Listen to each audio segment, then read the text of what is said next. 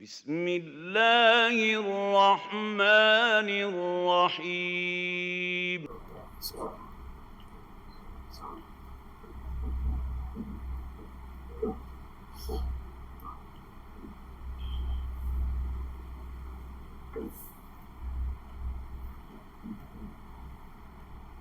الحمد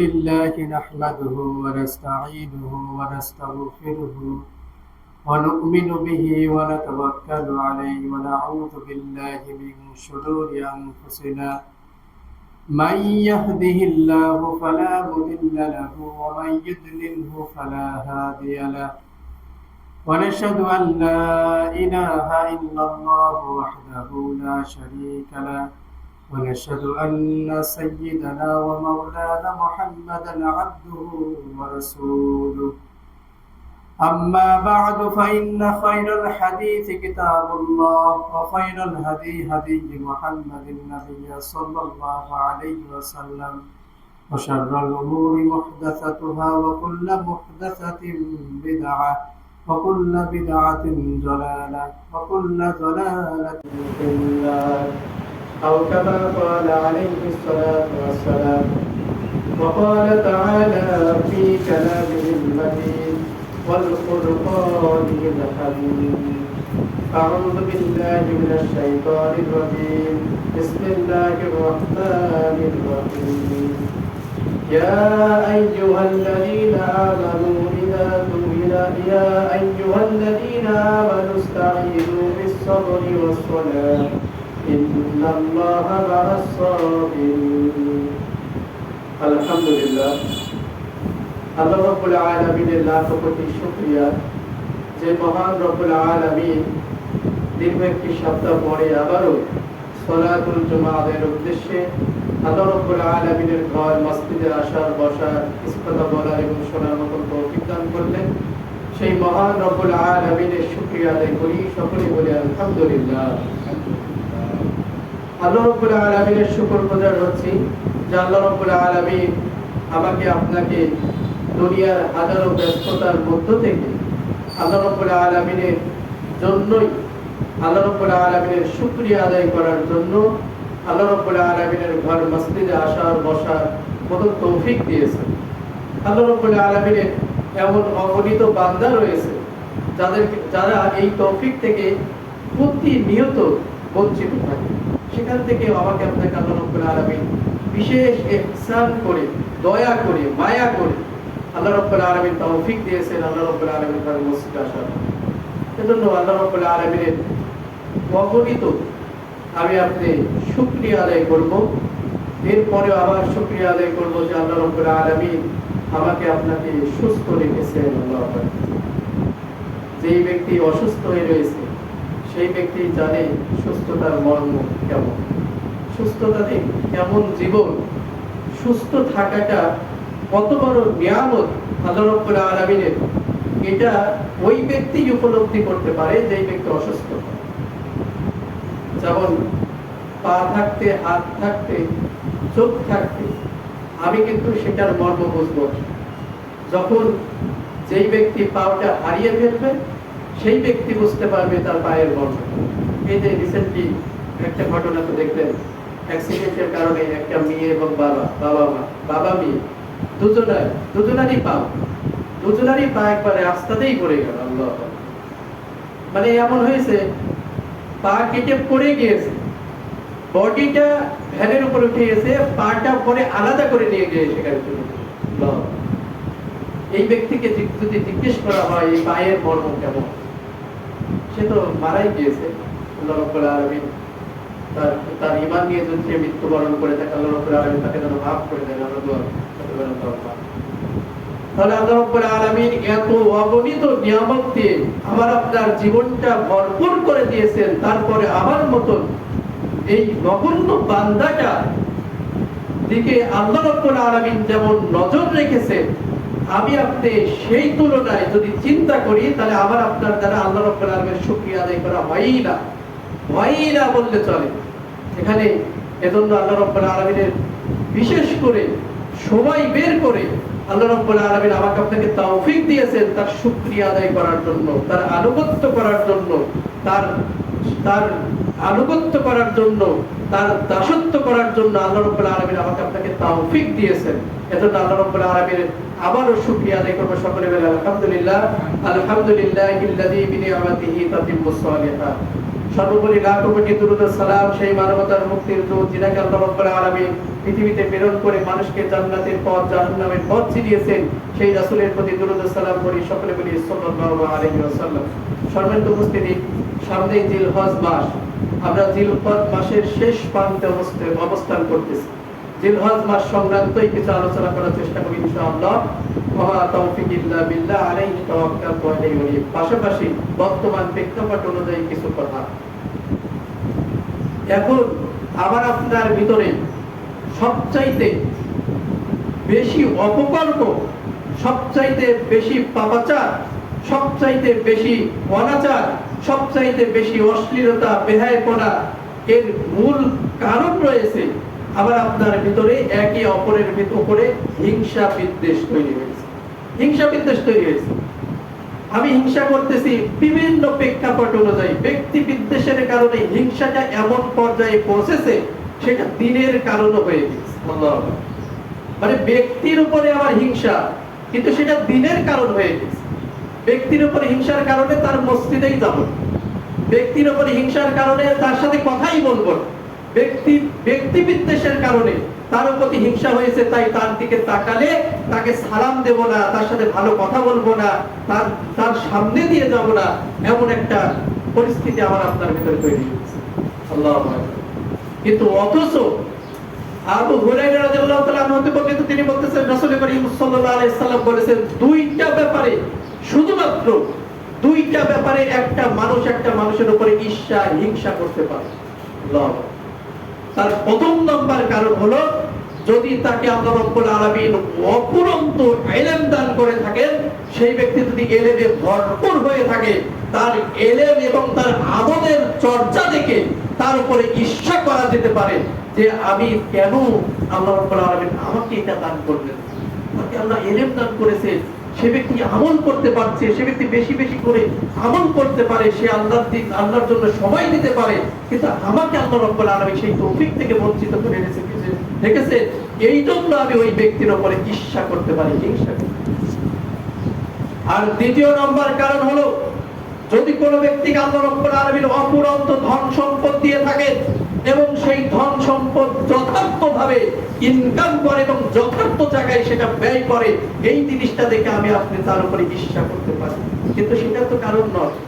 এখন আবার আপনার ঈর্ষার কারণ হলো তোমার চেহারা সুন্দর নয়, তোমাকে দেখতে ভালো দেখা যায় না, তুমি ভালো কথা বলতে পারো না, তুমি ভালো কথা বলতে পারো না, তুমি নেতা হওয়ার যোগ্য নয়, হ্যান ত্যান এই কথাগুলো বলে আজকে আমি তার প্রতি হিংসা করতেছি, হিংসা বিদ্বেষ করতে। অথচ আমি ওই হাদিসটাও পড়েছি যে রাসূল করিম সাল্লাল্লাহু আলাইহি সাল্লাম বলেছেন, তোমার উপরে যদি একজন হাবশী গোলামকেও নেতৃত্ব দেওয়া হয়, তাকে যদি নেতা বানানো হয়, তবুও তার আনুগত্য করা তোমার জন্য ফরজ।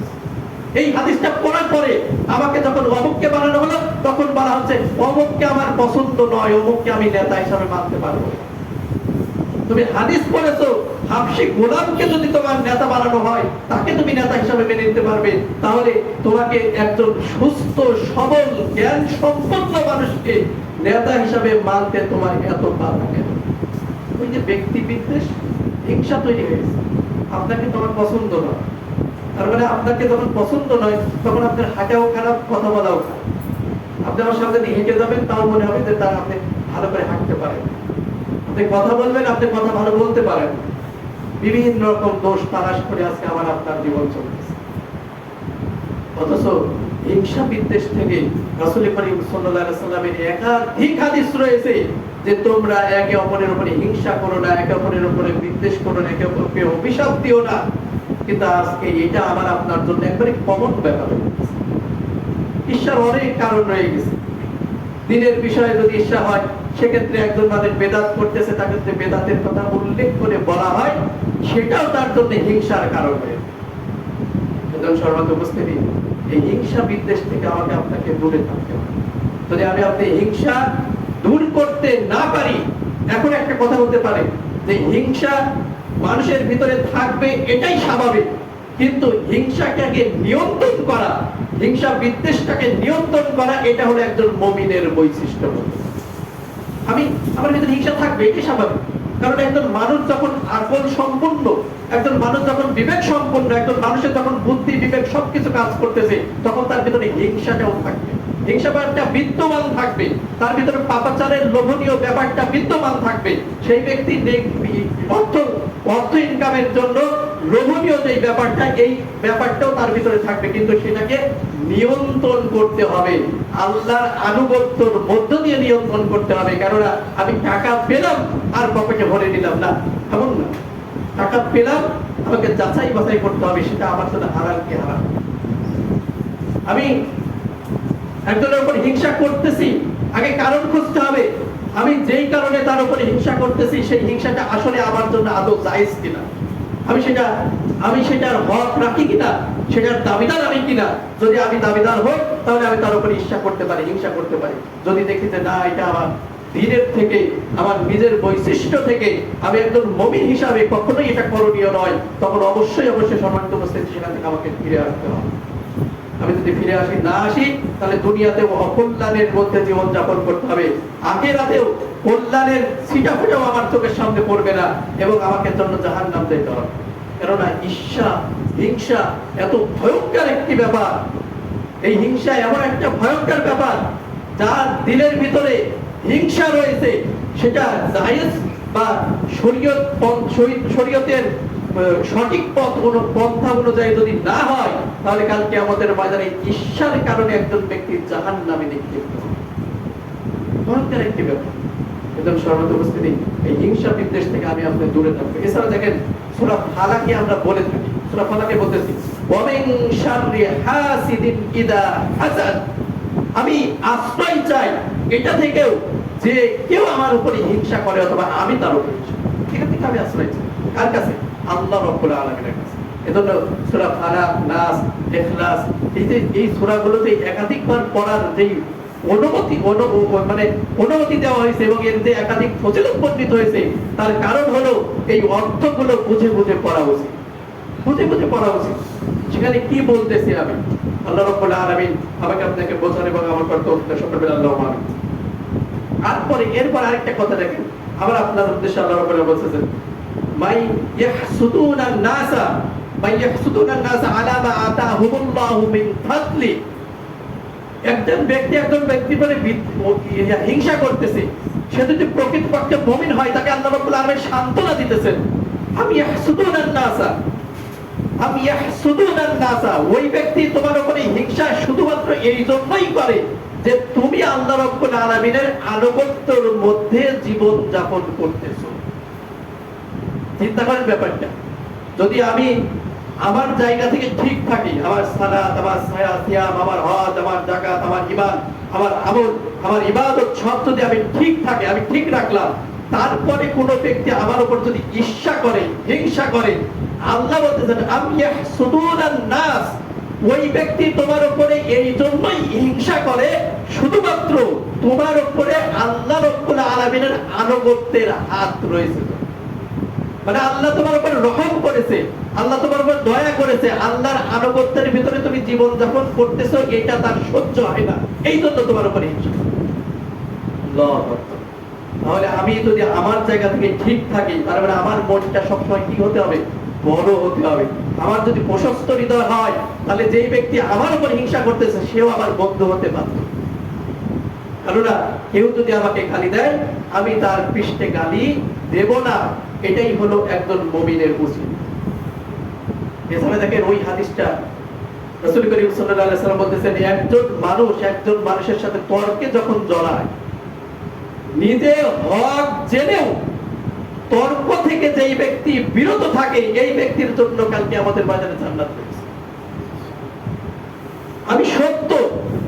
আমি একজনের প্রতি তর্কে জড়িয়েছি, একটা বিধান সম্পর্কে অথবা একটা শরীয়তের বিধিবিধান সম্পর্কে, বলা হচ্ছে আমি নিজে সত্য জেনে এই তর্কে আর জড়ালাম না, আমি এই হিংসা বিদ্বেষ আর তৈরি করলাম না, এই ময়দান আর ঝগড়া বিবাদে আর বেহায়াপনায়, অশ্লীলতায় আমি এটাকে আর সামনের দিকে অগ্রসর হতে আর দ্বিধা দিলাম না, না দিয়ে আমি নিজের সত্য জেনেও আমি এই তর্ক থেকে বিরত থাকলাম, এই ব্যক্তির জন্য জান্নাত রয়েছে। সুবহানাল্লাহ। এদের সর্বত উপস্থিতি, আবার আপনার অন্তর থেকে হিংসা বিদ্বেষ থেকে অবশ্যই অবশ্যই দূর করব। আর হিংসা বিদ্বেষ সম্পর্কে অন্যান্য হাদিসের অন্যত্র আলোচনায় রয়েছে। আল্লাহ রাব্বুল আলামিন বলেছেন যে ঈর্ষা হিংসা এটা একমাত্র আল্লাহ রাব্বুল আলামিন করতে পারে।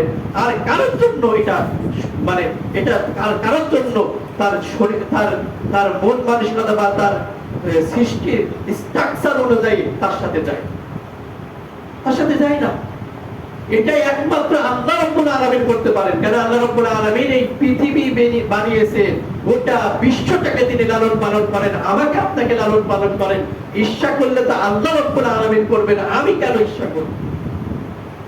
আর এই যে আমার আপনার এই হযরত আদম আলাইহিস সালাম সম্পর্কে যে বিষয়গুলো আমরা জানি, হযরত আদম আলাইহিস সালামকে যখন সৃষ্টি করেন আল্লাহ রাব্বুল আলামিন, সেখানের পতনটাও কিন্তু এই ঈর্ষা এবং হিংসার কারণে।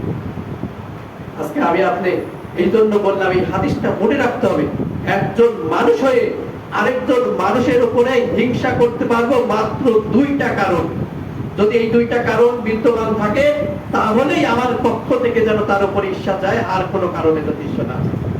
এই জিনিসটা আমার আপনার ভিতর মাথায় রাখতে হবে। তার এক নম্বর কারণ হলো, যদি কোনো ব্যক্তিকে আল্লাহ রাব্বুল আলামিন দ্বীনের জ্ঞান দান করে এবং যথার্থভাবে সেই ব্যক্তি দ্বীনের চর্চা করে এবং আমল করে, এই আমল থেকে আমি ঈর্ষা করতে পারি এবং আল্লাহর কাছে চাইতে পারি যে আল্লাহ আমাকে অনুরূপ তুমি জ্ঞান এবং আমাকে সময় দান করো, যাতে আমি অমুক ব্যক্তির মতন আমল করতে পারি এবং জ্ঞান অর্জন করতে পারি। আর দ্বিতীয় নম্বর, যদি কোনো ব্যক্তি আল্লাহ রাব্বুল আলামিন সম্পদ দান করে, অপরন্ত সম্পদ দান করেছেন এবং সেই সম্পদ যথার্থ জায়গায় ব্যয় করতেছে এবং মসজিদ মাদ্রাসা এবং যত রকমের সমাজ কল্যাণমূলক কাজ রয়েছে সকল জায়গায় তার অবদান রয়েছে, সেটা গোপনীয় ভাবে আল্লাহু আকবার গোপনীয় ভাবে তার অবদান রয়েছে এবং প্রকাশ্য ভাবেও তার অবদান রয়েছে, তার অবদানের কোনো ত্রুটি নেই। তার সম্পদ যেমন আল্লাহ দিয়েছেন সেই সম্পদটাকে পরিপূর্ণভাবে তিনি বন্টন করে যেই খাতে যতটুকু যেভাবে দেওয়া দরকার সেইভাবে সেই ব্যয় করার তৌফিক পেয়েছেন।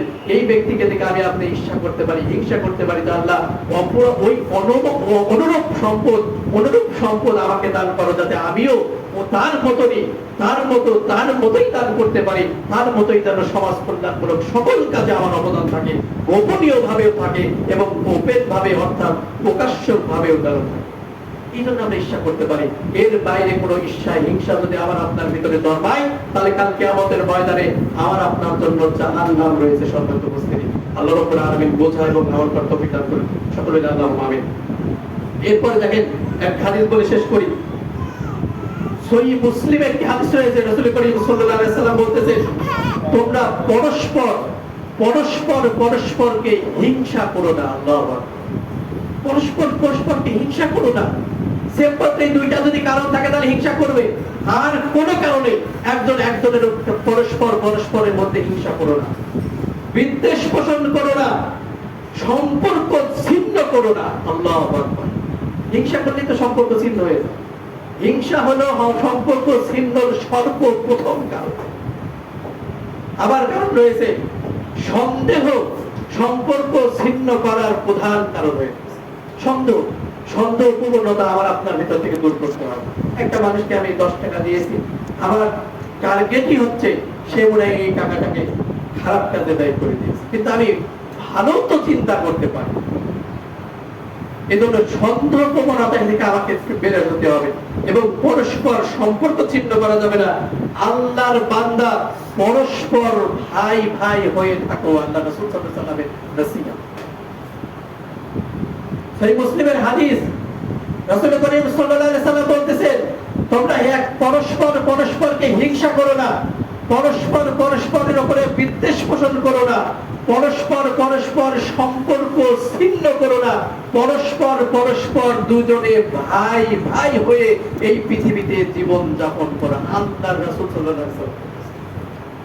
আজকে আমি আপনি যদি ভাই হই, তাহলে ভাই হলে দুইজনের ভিতরে দ্বন্দ্ব লাগে কেন? দুইজনের ভিতরে এত হিংসা কেন? শুধুমাত্র 32 বিঘা জমির জন্য, নিজের দেবরকে ফাঁসানোর জন্য বাবা মা এবং চাচি মিলে নিজের সন্তানকে রড দিয়ে পিটিয়ে হত্যা করতে পারে এই ব্যক্তি, এই ব্যক্তিকে আপনি কি বলবেন? শুধুমাত্র 32 বিঘা জমির জন্য নিজের মেয়েকে রাতের বেলা ডেকে নিয়ে গিয়ে তারপরে রড দিয়ে পিটিয়ে হত্যা করেছে, শুধুমাত্র তার দেওরকে ফাঁসানোর জন্য। দেওরকে ফাঁসিয়ে জেলখানায় ভরবে আর ওই সম্পদটা সে ভোগ করবে, এটাই হলো তার উদ্দেশ্য। পুলিশের কাছে স্বীকারোক্তি দিয়েছে। এটি কি বাবা মা বলা যায়? অথচ ওই হাদিসটা দেখেন, রাসূল করিম সাল্লাল্লাহু আলাইহি সাল্লাম যুদ্ধ থেকে যুদ্ধবন্দী, যুদ্ধের ময়দান থেকে যুদ্ধবন্দী যাদেরকে ধরে নিয়ে আসলেন, অর্থাৎ গ্রেফতার করে আনার পরে যখন মসজিদে নববীর আশপাশে তাদেরকে বেঁধে রাখলেন বা বিভিন্ন ভাবে তাদেরকে আটক করে রাখলেন, তার মধ্যে থেকে একজন মহিলা তার সন্তানকে খোঁজাখুঁজি করতেছে, ছোটাছুটি করতেছে, একবার এই পারে দৌড়ায়, একবার ওই পাশে দৌড়ায়, বারবার দৌড়াচ্ছে আর তার সন্তানকে খোঁজাখুঁজি করতেছে। রাসূল করিম সাল্লাল্লাহু আলাইহি সাল্লাম এই জিনিসটা দেখলেন, সাহাবায়ে কেরামগণ এই জিনিসটা দেখলেন। আল্লাহু আকবার। মহিলা যখন তার সন্তানকে হাতের কাছে পেয়ে গেল, সেটাকে কোলে নিয়ে সাথে সাথে তার স্তনের দুধ পান করানো শুরু করে দিল। রাসূল করিম সাল্লাল্লাহু আলাইহি সাল্লাম সাহাবীদেরকে উদ্দেশ্য করে বলতেছেন যে, সাহাবীরা, তোমার কি মনে হয় এই মহিলা তার সন্তানকে আগুনে নিক্ষেপ করতে পারে? সাহাবা বললেন, যে ব্যক্তি সামান্য সময়ের জন্য তার সন্তানকে না পাওয়ার কারণে এত পরিমাণ অস্থির হয়ে যায়, সেই ব্যক্তি তার সন্তানকে কেমন করে আগুনে নিক্ষেপ করে? রাসূল করিম সাল্লাল্লাহু আলাইহি সাল্লাম বললেন, তার চাইতে, এই মায়ের চাইতে বেশি দয়া আল্লাহ রাব্বুল আলামিন তার বান্দার উপরে করে থাকেন। সুবহানাল্লাহ। এই হাদিসটা বলার উদ্দেশ্য হলো, দেখেন, যেই মা তার সন্তানকে আগুনে নিক্ষেপ করতে পারে না, সেই মা তার সন্তানকে রড দিয়ে পিটিয়ে হত্যা করতে পারে। আল্লাহ, তাহলে বিবেক যে থাকবে না, রাসূল করিম সাল্লাল্লাহু আলাইহি সাল্লাম যে বলেছেন শেষ জামানায় মানুষের বিবেক যে থাকবে না, এটাই তো তার প্রমাণ। এর চাইতে আর কি লাগে? আমি আশ্চর্য হয়ে গেলাম এই বিষয়টা দেখার পরে। একজন মানুষ, আমরা এই হসপিটালে থাকি, একজন মানুষ হাহাকার করে, মানে বারবার আসে শুধুমাত্র একটা সন্তানের জন্য, অপরন্ত টাকা ঢালতেছে শুধুমাত্র একটা সন্তানের আশায়। একটা সন্তানকে আল্লাহ রাব্বুল আলামিন দিবে, তার গর্ভে দিবে, সেই সন্তানটাকে সে লালন পালন করবে, সে মা ডাক শুনবে, সে বাবা ডাক শুনবে। এই জন্য সে লাখ লাখ টাকা ডোনেশন দিচ্ছে। আর অথচ সে কি করলো? তার নিজের মেয়েকে রাতের অন্ধকারে ডেকে নিয়ে হত্যা করে। তাকে যখন জিজ্ঞেস করা হচ্ছে, সে এইভাবে বর্ণনা দিচ্ছে শুধুমাত্র এই 32 বিঘা জমির জন্য। আর যে ব্যক্তি সন্তান হারা, ওই ব্যক্তিকে যদি বলা হয়, তোমার 32 বিঘা গৌতমে আমার যত সম্পদ আছে সব সম্পদ দিয়ে দাও, তবুও যেন তার বিনিময়ে আমাকে একটা আল্লাহর উপর সম্পদ, সন্তান দান করে, দেখেন তাই বলবে। আল্লাহু আকবার। তাহলে এইকে আমি কখনো বিবেক সম্পন্ন মানুষ বলতে পারতেছি না। হিংসা কত ক্ষতি করে। একজন মানুষের প্রতি হিংসা করলে সেই হিংসা তাকে কোন পর্যায়ে নিয়ে যায়, সেটা জানোয়ারে রূপান্তরিত হয়। এটা আল্লাহ রাব্বুল আলামিন কিন্তু বলেছে, ওয়ালাকাদ জারানা লিজাহান্নামা কাসীরাম মিনাল জিন্নি ওয়াল ইনসি লাহুম কুলুবুন লা ইয়াফকাহুনা বিহা ওয়া লাহুম আ'ইনুন লা ইবসিরুনা বিহা ওয়া লাহুম আযানুন লা ইয়াসমাউনা বিহা উলাইকা কালানাম বাল হুম আদাল উলাইকা হুমুল গাফিলুন। এরা হলো চতুষ্পদ জাত, অর্থাৎ জানোয়ারের মতো, তার চাইতেও নিকৃষ্ট, যাদেরকে আল্লাহ রাব্বুল আলামিন আল্লাহর বিধিবিধান দেওয়ার পরেও সেটাকে জ্ঞান দিয়ে বোঝে না, চোখ দিয়ে দেখে না, কান দিয়ে শোনে না, দিল দিয়ে সেটাকে উপলব্ধি করে না। এই ব্যক্তিকে আল্লাহ রাব্বুল আলামিন বলতেছেন, এরা হলো চতুষ্পদ জানোয়ারের চাইতেও নিকৃষ্ট, জানোয়ারের চাইতেও খারাপ। অর্থাৎ পশু পাখির মধ্যে তো একটা বিবেক সম্পন্ন একটা ব্যাপার রয়েছে, যেটা আমি গত জুম্মাতে বলেছিলাম। একটা গাভী কখনো দেখবেন না আরেকটা গাভীকে মেরে ফেলতেছে। একটা বাঘ, হিংস্র একটা প্রাণী, একটা বাঘকে কখনো মেরে ফেলে, একটা সিংহ কখনো একটা সিংহকে মেরে ফেলে না। কিন্তু মানুষ এমন জাতি, সে মানুষ হয়ে আরেকটা মানুষকে হত্যা করে ফেলতেছে। তাহলে এরা জানোয়ারের চাইতে যে খারাপ, এটা আল্লাহ রাব্বুল আলামিন মনে হচ্ছে কমই বলে ফেলেছে। আল্লাহু আকবার। এছাড়া দেখেন, আল্লাহ রাব্বুল আলামিন নিজেও আশ্চর্য হন, মানুষ আল্লাহ রাব্বুল আলামিন যেই মানুষের অস্তিত্ব বলতে কিছুই ছিল না, তাকে আল্লাহ রাব্বুল আলামিন সৃষ্টি করলেন, এত সুন্দর চেহারা দিলেন, চোখ দিলেন, কান দিলেন, বিবেক দিলেন, অন্তর দিলেন। দেওয়ার পরে এই মানুষ যখন আল্লাহ রাব্বুল আলামিনের সাথে হিংসা করে, আল্লাহর সাথে হিংসা করে, আল্লাহকে হিংসা করে, আল্লাহর সাথে হিংসা করে, সে ব্যক্তি কি করে না? আল্লাহর আনুগত্য করে না, সালাত আদায় করে না, আল্লাহর বিধান অনুযায়ী জীবন যাপন করে না। এই ব্যক্তিকে দেখে আল্লাহ রাব্বুল আলামিন আশ্চর্য হন, আশ্চর্য হন। আল্লাহ রাব্বুল আলামিন কাইফা ব্যবহার করেছেন, কাইফা, আশ্চর্যজনক শব্দ, কাইফা কাইফা ব্যবহার করেছেন। এটা কিভাবে পারে মানুষ? ঠিক অনুরূপ ভাবে দেখেন, আমি আপনাদের চিন্তা করি যে একজন মানুষ সন্তানের জন্য মরিয়া হয়ে যাচ্ছে, আর হিংসার কারণে সেই সন্তানকে ওই ব্যক্তি হত্যা করে দিল। কিছুই মনে করলো না, কিছুই মনে হচ্ছে না তার কাছে। সে মনে করতেছে এই দুনিয়াই হলো সব। কিন্তু আল্লাহ রাব্বুল আলামিন অন্যত্র বলতেছেন, আমার হায়াতুদ দুনিয়া ইল্লা মাতাউল গুরুর, এই দুনিয়া হলো সম্পূর্ণই ধোঁকা। আবার আপনার অসুস্থ হয়ে বললাম, একদিন বলেছিলাম, আপনি 3 দিন বিছনায় পড়ে থাকলে দেখবেন সবচাইতে আপন যেই ব্যক্তি, সেই ব্যক্তিও আপনার থেকে দূরে সরে গেছে। আপনি যে কামাই করতেছেন, শরীরটা সুস্থ আছে, রক্ত চলাচল করতেছে, হাঁটা চলাফেরা করতেছেন, প্রতিদিন কামাই করতেছেন, এই জন্য আপনার কদর এখনো আছে।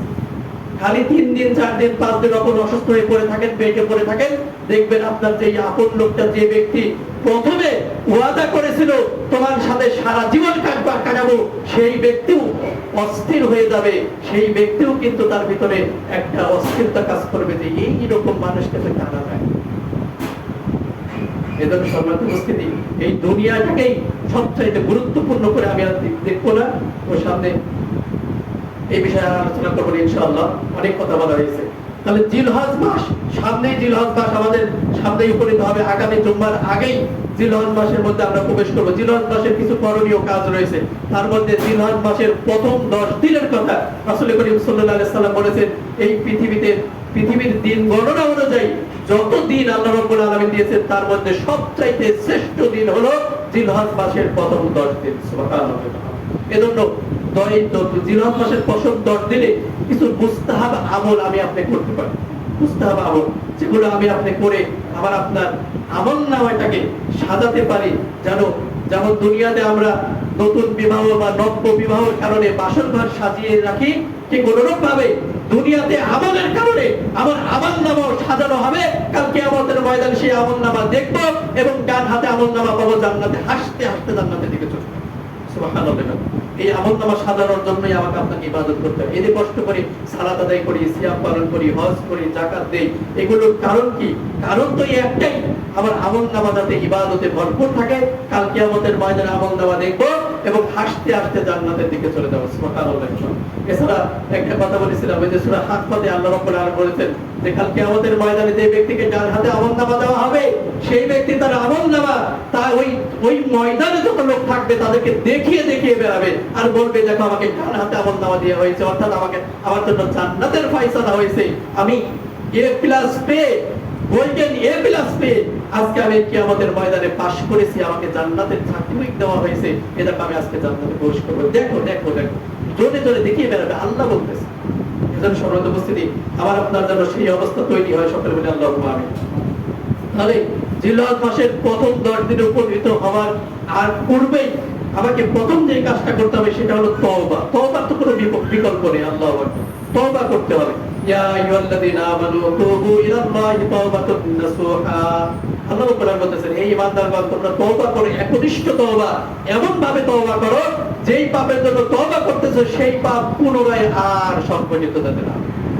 আমি যেই পাপের জন্য তওবা করলাম, ওই পাপ যেন আমার দ্বারা আর না হয়। যদি হয়েও যায়, কারণ মানুষ বনি আদম তো ভুলকারী, বনি আদমের দ্বারা ভুল হবে, পাপ হবে, এটাই স্বাভাবিক। তাহলে আমি পাপ করলাম, যেই পাপের জন্য তওবা করলাম, ওই পাপটা আবার পুনরায় করে ফেললাম। করে ফেলার পরে আবার যদি তওবা করি, তবু আল্লাহ রাব্বুল আলামিন আমাকে আপনাকে মাফ করে দেবেন। সুবহানাল্লাহ। কেননা এই হাদিসটা দেখেন, লম্বা একটা হাদিস হবে, আপনারা পড়লেই পাবেন। সেখানে আল্লাহ রাসূল সাল্লাল্লাহু আলাইহি ওয়াসাল্লামকে সাহাবায়ে প্রশ্ন করতেছেন যে পাহাড় পরিমাণে একজন পাপ নিয়ে আসলো, পাপ করলো, সে তওবা করলো, তওবা করার পর আবার পাপ করলো, আবার তওবা করলো, আবার পাপ করলো, আবার তওবা করলো, আবার পাপ করলো। যতবারই পাপ করুক না কেন, যদি সেই ব্যক্তি তওবা করে, অনুশোচনা করে এবং আল্লাহর দিকে ফিরে আসে, ততবারই আল্লাহ রাব্বুল আলামিন তাকে মাফ করে দেবেন। সুবহানাল্লাহ। আল্লাহু আকবার। যতক্ষণ না কিয়ামত সংঘটিত হওয়ার কোনো কারণ উপস্থিত না হয় ততক্ষণ পর্যন্ত আল্লাহ রাব্বুল আলামিন অবশ্যই তাকে মাফ করবেন। সুবহানাল্লাহ। এজন্য সম্মানিত উপস্থিতি, আমার আপনার দ্বারা ভুল হবে এটাই স্বাভাবিক, পাপ হবে এটাই স্বাভাবিক, পাপ প্রবণতা মানুষের ভিতর থাকবে এটাই স্বাভাবিক। কিন্তু একজন প্রকৃত মুমিনের, বুদ্ধিমান মুমিনের কাজ হলো পাপ হওয়ার সাথে সাথে অনুশোচনা জাগ্রত হওয়া, আল্লাহর দিকে ফিরে আসা, ইস্তেগফার করা, বেশি বেশি করে পড়া, আস্তাগফিরুল্লাহ আস্তাগফিরুল্লাহ আস্তাগফিরুল্লাহ আল্লাযী লা ইলাহা ইল্লা হুয়াল হাইয়ুল কাইয়্যুম, এগুলো বেশি বেশি করে পড়া, যখনই সময় পাবো তখনই আস্তাগফিরুল্লাহ পড়া। এরপরে দেখেন সাইয়্যিদুল ইস্তেগফার আমাদেরকে আল্লাহ রাব্বুল আলামিন তার রাসূল করিম সাল্লাল্লাহু আলাইহি ওয়াসাল্লামের মাধ্যমে শিখিয়েছেন। যে ব্যক্তি সকালে পড়ে সারা দিনের ভিতরে যদি কোনো ব্যক্তি মারা যায় তার জন্য জান্নাত রয়েছে। সুবহানাল্লাহ। সন্ধ্যায় যদি কেউ পড়ে সারা রাত্রির ভিতরে যদি কেউ মারা যায় তার জন্য জান্নাত রয়েছে। তাহলে এই যে সাইয়্যিদুল ইস্তেগফার, বেশি বেশি করে ইস্তেগফার, বেশি বেশি করে তওবা করা, এইগুলো আমি আপনি এই জিলহজ মাসের প্রথম থেকেই শুরু করব ইনশাআল্লাহ। আল্লাহ রাব্বুল আলামিন আমাকে আপনাকে তৌফিক দিন, শুকর বিল আল্লাহুম্মা আমিন। এরপরে রয়েছে ফরজ এবং নফল সালাতটা একটু গুরুত্ব সহকারে, মানে আগে যেমন এই মানে 2 রাকাত বা 1 রাকাত ছুটে গিয়েছে, কিন্তু এই 10 দিনে আমি একটু এরকম মানসিকতা তৈরি করেছি যে ফরজ সালাত এবং নফল সালাতটা খুব গুরুত্ব সহকারে আদায় করব, খুব গুরুত্ব সহকারে, মানে যথার্থ সময়ে যাব, যথার্থ সময় গিয়ে আমি সালাত আদায় করব, যাতে আমার সালাতে কোনো বিলম্ব না হয়, সালাতে কোনো রকম ফাওয়াইলুল লিল মুসাল্লিন যাতে না আসে, সালাতে কোনো রকম যাতে উদাসীনতা না আসে, ফাওয়াইলুল লিল মুসাল্লিন যাতে না হয়, ফাওয়াইলুল লিল মুসাল্লিনের অন্তর্ভুক্ত যাতে আমার আপনার জীবনটা না চলে যায়। এজন্য আমি আপনি চিন্তা করব যে ফরজ এবং নফল সালাতটা পাবন্দির সাথে, অর্থাৎ সেটা যথার্থ সময়ে এবং গুরুত্ব সহকারে এই ইবাদতটা করার চেষ্টা করব। এই অন্তত জিলহজ মাসের এই প্রথম 10 দিনের আমলনামাতে যেন আমার আপনার এই আমলটাও থাকে। আল্লাহ রাব্বুল আলামিন বোঝার এবং আমলটার তৌফিক দান করবেন। আল্লাহুম্মা। এরপর আমার আলোচনা রয়েছিল, এরপরে রয়েছে এই জিলহজ মাসের প্রথম 10 দিন আমরা আরেকটা কাজ করতে হবে, সেটা হলো সিয়াম রাখতে পারি। আল্লাহ, সিয়াম, রোজা রাখতে পারি। আমরা এই রোজা রাখবো ইনশাআল্লাহ। যদি রোজা রাখার সুযোগ সামর্থ্য হয় অবশ্যই রোজা রাখবো, নফল রোজা। তাহলে এই রোজা রাখলেও আমি এই জিলহজ মাসের প্রথম 10 দিনের ইবাদত যে আল্লাহর কাছে গুরুত্বপূর্ণ, অধিক গুরুত্বপূর্ণ, তাহলে এর ভিতরে আমি আপনার অন্তর্ভুক্ত হয়ে গেলাম। তাহলে এই জিলহজ মাসের প্রথম 10 দিন আমরা সিয়াম রাখতে পারি, সিয়ামের মাধ্যমে আমরা এই কাজটা করতে পারি। এরপরে যাদের সামর্থ্য রয়েছে তারা হজ এবং উমরা করবে। আল্লাহ, হজ এবং উমরা করবে। অনেকেই তারা হজ করার উদ্দেশ্যে যারা টাকা পয়সা জমা দিয়েছিল তারা অনেকেই এখন সৌদি আরব পৌঁছে গিয়েছে। আর আবার আমাদেরকে আল্লাহ রাব্বুল আলামিন সামর্থ্য বা এমনকি এখনো দেয় নাই। এজন্য আল্লাহ রাব্বুল আলামিনের তৌফিক চাওয়া, যেন আল্লাহ রাব্বুল আলামিন আমার আপনার জীবন দশাতেই যদি সম্ভব হয়, আল্লাহ যেন আমাকে আপনাকে আল্লাহ রাব্বুল আলামিনের কাছে তো অফুরন্ত ধন সম্পদ, আল্লাহু গনিয়্যু ওয়া আনতুমুল ফুকারা, আরে গরিব তো ফকির তো সব আমরা, আর আল্লাহ তো গনি, আল্লাহ তো ধনী। আল্লাহু আকবার। কিন্তু আজকে দুনিয়ার ধনীরা মনে করতেছে আমরাই ধনী, আল্লাহই এখন ফকির হয়ে গেছে। আল্লাহু আকবার। তাই তো মনে করেন, দেখেন না তাদের টাকাদের টাকা, তাদের ওই হজ করার কথা বললে অনেক রকম কথা। তারা সফরে অন্য দেশে যায়, কিন্তু সৌদি আরব বা কাবা ঘর, মসজিদে নববী এগুলো দেখতে যায়। তারা জেরুজালেম এইগুলোর প্রতি তাদের আকর্ষণ নেই, তাদের আকর্ষণ অন্যান্য দিকে। কিন্তু আজকে এই যে আমরা এই জিলহজ মাসের এই 10 দিনের আমলের মধ্যে রয়েছে এই যে হজ করা এবং উমরা করা। যদি সামর্থ্য থাকে, আর আমাদের যাদের সামর্থ্য নাই, আল্লাহ রাব্বুল আলামিনের কাছে বেশি বেশি করে দোয়া করার জন্য আল্লাহ রাব্বুল আলামিন আমাদের সেই পরিমাণ সম্পদ দান করেন যারা আমাদের দ্বারাও আল্লাহ সেই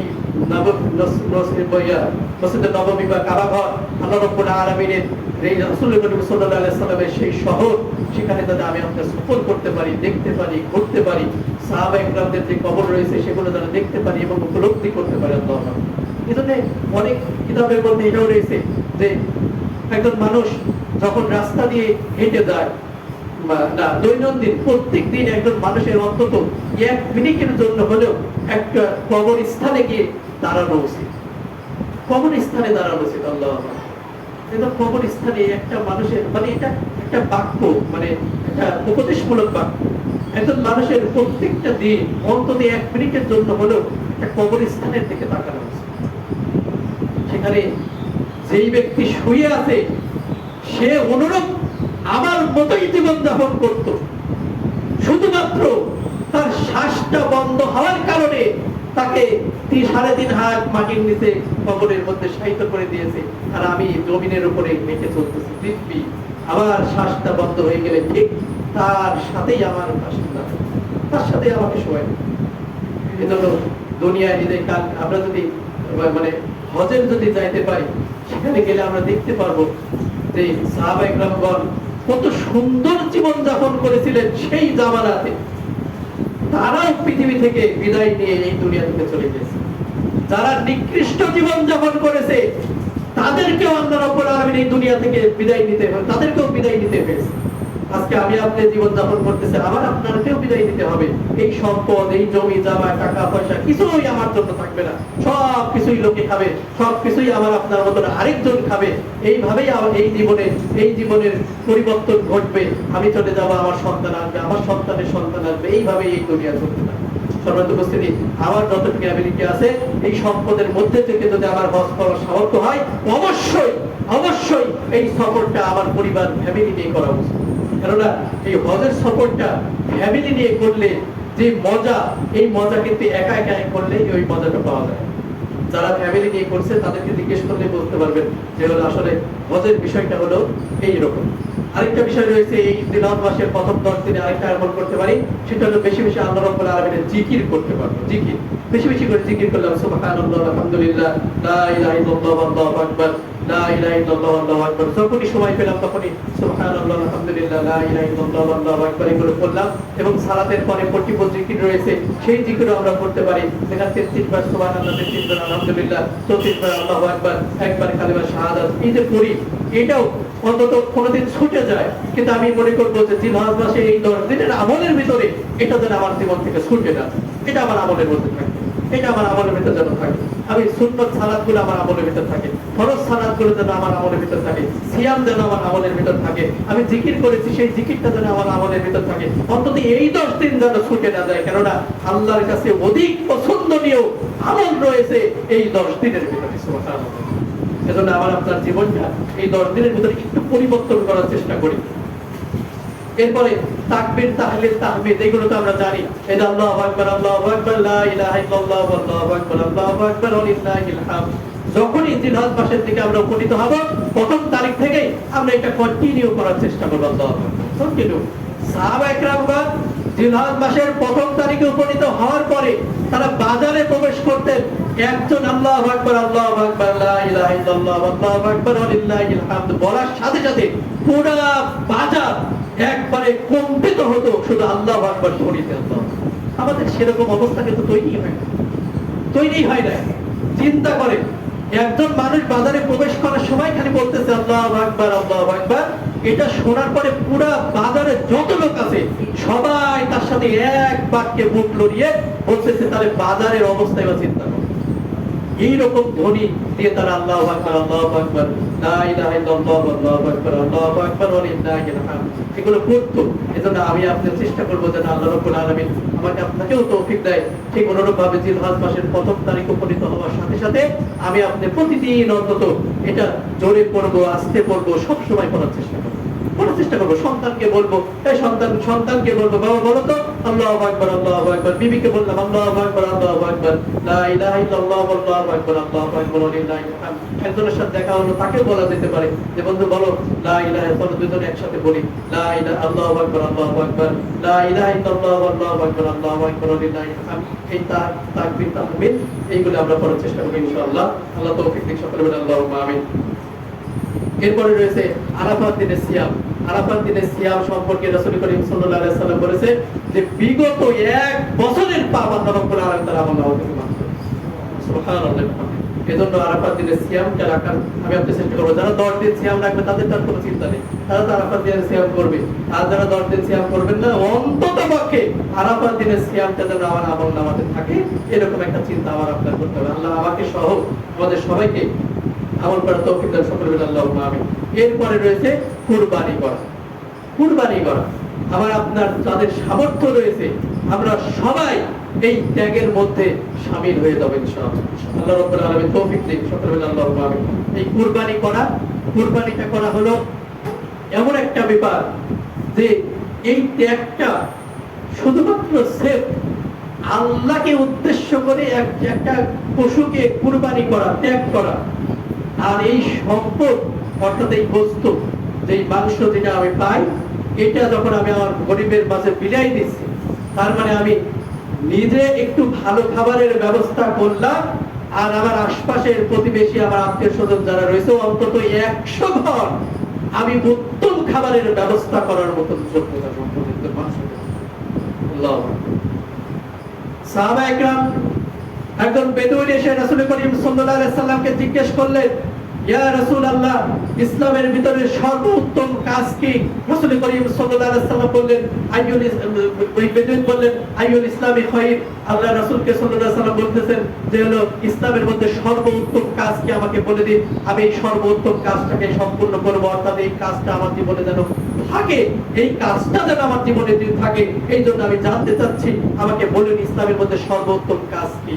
রাসূল করিম সাল্লাল্লাহু আলাইহি সাল্লাম বললেন, ওয়ালা তুতাইমুত তুআমা ওয়া তাকরাউ সালামা আলা মান আরাফতা ওয়া মান লাম তারিফ। রাসূল করিম সাল্লাল্লাহু আলাইহি সাল্লাম বললেন, তুমি অপরের সামনে খাবারের ব্যবস্থা করবে, আর পরিচিত অপরিচিত যাকেই দেখবে তাকে সালাম প্রদান করবে। এটা হলো ইসলামের মধ্যে সর্বোত্তম কাজ।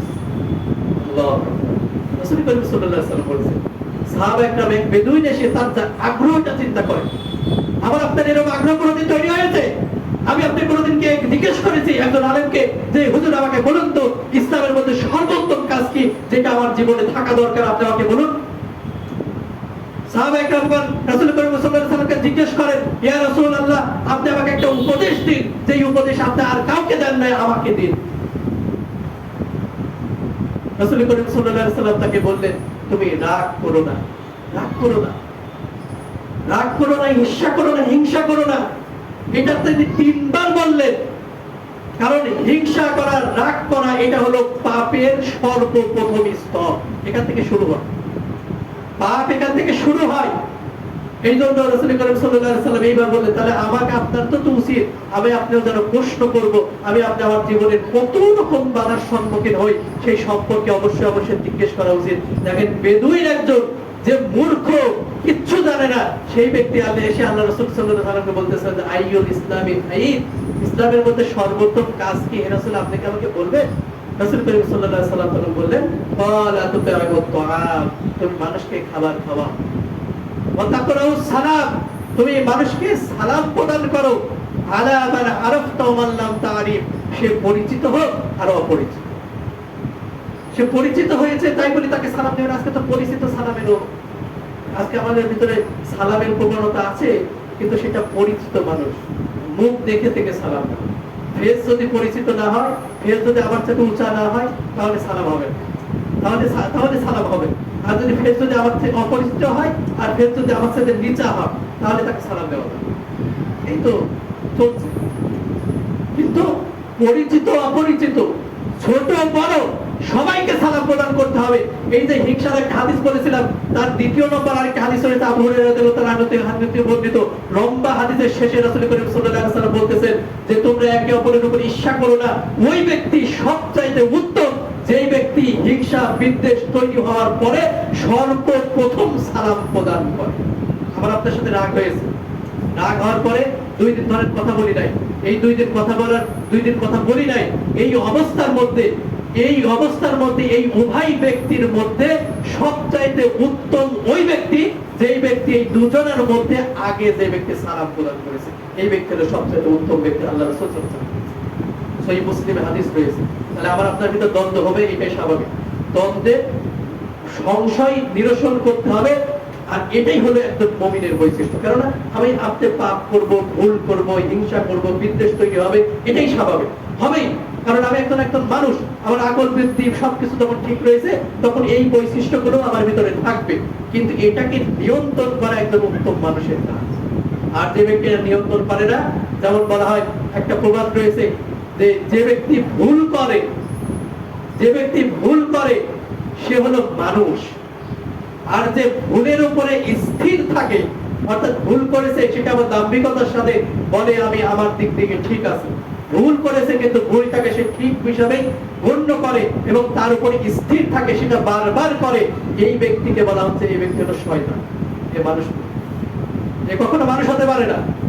যে ভুল করে সে মানুষ, কারণ ভুল করবে, মানুষই ভুল করবে, তারপর তার ভিতরে অনুশোচনা জাগ্রত হবে, সে আস্তাগফিরুল্লাহ করবে, তওবা করবে, আল্লাহর দিকে ফিরে আসবে, এটা হলো মানুষ। আর যে ভুল করার পরে ভুলের উপর স্থির থাকে এ হলো শয়তান। কেননা শয়তানই একমাত্র ভুল করার পর ভুলের উপর স্থির থাকে, অর্থাৎ মনে করে আমি যা বলেছি এটাই সঠিক, সে যাচাই বাছাই করার কোনো বেল তার কাছে থাকে না। এজন্য সম্মানিত উপস্থিতি, অনেক কথাই বলেছি। আল্লাহ রাব্বুল আলামিন এর মধ্যে যেটা ভুল হয়েছে, ভুল যেন আল্লাহ রাব্বুল আলামিন মাফ করে দেন। সকলে বলে আল্লাহুম্মা আমিন। আল্লাহ যেটা সঠিক বলেছি সেটার উপরে আমাদের সবাইকে পরিপূর্ণভাবে আমল করার তৌফিক দান করে। সকলে বলে আল্লাহুম্মা আমিন। ওয়া আখিরু দাওয়ানা আলহামদুলিল্লাহি রাব্বিল আলামিন।